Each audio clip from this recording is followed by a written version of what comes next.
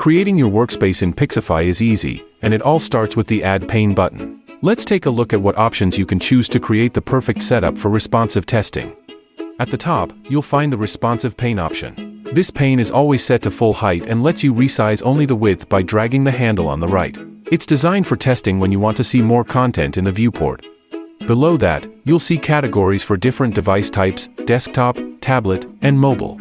Each category includes a top 5 list of the most popular screen resolutions worldwide, so you can quickly select a common size without having to search specific devices. And below that, you'll find device presets by brand. These let you choose a specific model from Apple, Google, Samsung, or other popular brands, ensuring your website looks great on real-world devices. Want even more control? You can save your own custom presets and update them anytime, making it easy to test your site with your preferred screen sizes whenever you need. Now that you know your options, simply click on any of them to instantly add a pane to your workspace.